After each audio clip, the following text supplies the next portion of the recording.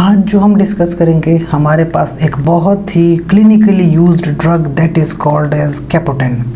कैपुटेन आप कहीं भी फार्मेसी पे चले जाएं, आपको कैपुटेन के नाम से टैबलेट ज़रूर मिलती है। बहुत मुफीद टैबलेट्स हैं, बहुत ही क्लिनिकली यूज़फुल टैबलेट्स हैं, कहीं से भी आपको मिलती हैं। पाकिस्तान में बहुत ही मशहूर हैं ये टैबलेट्स। क्या हिंदुस्तान में देखा जाए, जो एशिया है, बहुत पूरी दुनिया में कैपुटेन बहुत ही मशहूर टैबलेट्स हैं। देखा जाए तो ये ग्लैक्सोस्मिथक्लाइन का प्रोडक्ट है, यानी कि बहुत ही बड़ी फार्मास्यूटिकल इंडस्ट्री है GSK, और उसका ये प्रोडक्ट है कैपुटेन। कैपुटेन बेसिकली है क्या, ये हमारे पास है captopril. What is captopril? That is a anti hypertensive drug, यानी कि ये ड्रग क्या करती है, हमारा ब्लड प्रेशर कंट्रोल करती है। पिछले लेक्चर्स में हमने कैप्टोप्रिल की जो क्लास है उसको डिस्कस किया हुआ है। आज हम इस ड्रग को डिस्कस करेंगे। तो पाकिस्तान में या एशिया में मुख्तलिफ नाम से अवेलेबल है। कैप्रिल के नाम से आती है, 12.5 mg की टैबलेट है। इसके अलावा जो है कैप्टोप्रिल 50 mg की टैबलेट में भी आती है। इसके अलावा वेजोटोन, इट इज़ ऑल्सो कैप्टोप्रिल, हमारे पास पाकिस्तान का एक प्रोडक्ट है।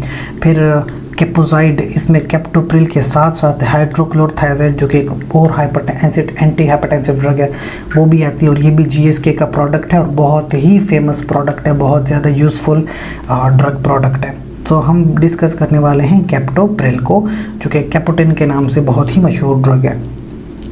अच्छा, सबसे पहले तो डोजेज फॉर्म एंड स्ट्रेंथ, यानी टैबलेट अगर इसकी है तो ये हमारे पास किस किस स्ट्रेंथ में प्रेजेंट है। 12.5 mg में, 25 mg में, 50 mg और 100 mg में हमारे पास प्रेजेंट होती है ये ड्रग। इंडिकेशंस क्या हैं, यानी कि क्लिनिकली किन चीज़ों के लिए इस्तेमाल की जाती है। सबसे पहली बात, एक्यूट हाइपरटेंशन, यानी जिन लोगों को ब्लड प्रेशर की बीमारी हो जाती है उनके लिए कैपुटेन बहुत ही मुफीद ड्रग है। कैसे? 12.5 से 25 mg की ड्रग लेते हैं पर ओरल, एज नीडेड। PRN का मतलब एज, जब भी किसी पेशेंट को हाइपरटेंसिव फील होता है तो वो ये टैबलेट ले सकता है, और या तो आधी ले ले या पूरी ले ले, यानी 12.5 mg या 25 mg की टैबलेट ले सकता है, और उसका हाइपरटेंशन जो है वो उसकी थोड़ी नॉर्मल पे ब्लड प्रेशर आ जाती है। तो एक्यूट हाइपरटेंशन में बहुत मुफीद ड्रग। इसके अलावा हाइपरटेंशन के अलावा कंजेस्टिव हार्ट फेलियर, जिन लोगों का हार्ट फेल हो जाता है, यानी हार्ट फेल का मसला होता है, में भी इस ड्रग का इस्तेमाल किया जा सकता है। ऑब्वियसली अकेले तो नहीं, अदर मेडिकेशन साथ होंगी, लेकिन कैपुटेन का इस्तेमाल भी साथ किया जाता है। इनिशियली देखा जाए 6.25 to 12.5 mg पर ओरल एवरी 8 आवर्स देते हैं, और मेंटेनेंस करने के लिए कि प्रॉपर डोजेज चलती रहे तो 25 से 125 mg तक भी दी जा सकती है एवरी 8 to 12 आवर।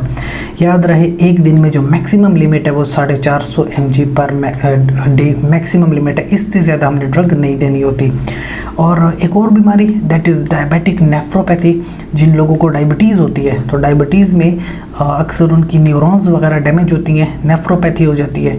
ऐसे लोगों में भी हम इस ड्रग का इस्तेमाल करते हैं। 25 mg पर ओरल एवरी 8 आवर्स जो है ये ड्रग दी जाती है। इसका जो एडमिनिस्ट्रेशन है that is on the empty stomach, यानी कि निहार मुंह या निहार पेट जो हम कहते हैं, ये ड्रग ली जाती है। खाना वगैरह खा के ड्रग नहीं ली जाती, अक्सर निहार पेट ली जाती है। अच्छा, बहुत इंपॉर्टेंट चीज़ that is called as mechanism, कि ये ड्रग काम कैसे करती है। तो मैकेनिज़्म ये है कि देखें, हमारे पास जो ब्लड वेसल्स होती हैं वो होती हैं नॉर्मल ब्लड वेसल्स, लेकिन एक एंजाइम होता है एंजियोटेंसिन कन्वर्टिंग एंजाइम।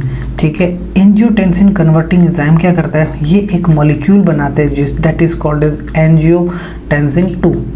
एंजियोटेंसिन 2 क्या करता है, एंजियोटेंसिन 2 ये ब्लड वेसल होती है, इसको इस तरह छोटा कर देता है। तो जब ब्लड वेसल इस तरह छोटी हो जाती है तो जो यहाँ पे ब्लड आ रहा था, ब्लड, तो अब यहाँ पे आपको पता है ब्लड वेसल बड़ी है, अब जब यहाँ पे ब्लड वेसल छोटी हो जाएगी तो ब्लड प्रेशर जो होगा, जाहिर सी बात है वो ब्लड के ऊपर ज़्यादा प्रेशर पड़ेगा। तो जब हाई ब्लड प्रेशर पड़ेगा तो हमें हाई ब्लड प्रेशर फील होगा। तो आपकी ड्रग क्या करती है, सादा सी बात है, हमारी ड्रग आएगी और ये जो एंजियोटेंसिन कन्वर्टिंग एंजाइम है इसको ब्लॉक कर देगी, इसको इनहिबिट कर देगी। जब ये एंजाइम इनहिबिट हो जाएगा तो एंजियोटेंसिन 2 का मॉलिक्यूल नहीं बनेगा।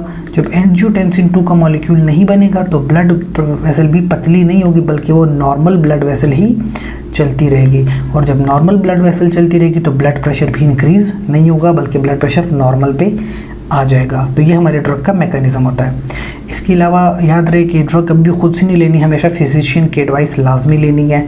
और अगर आपको डिटेल्ड फार्माकोलॉजी पढ़नी है इन ड्रग्स की तो शबनूर मेडिसिन को विज़िट कीजिए। यूट्यूब पे आप जाएंगे, शबनूर मेडिसिन लिखेंगे और ये चैनल है, इसको विज़िट करें और आपको डिटेल्ड फार्माकोलॉजी इस ड्रग की मिल जाएगी। बहुत शुक्रिया आपका।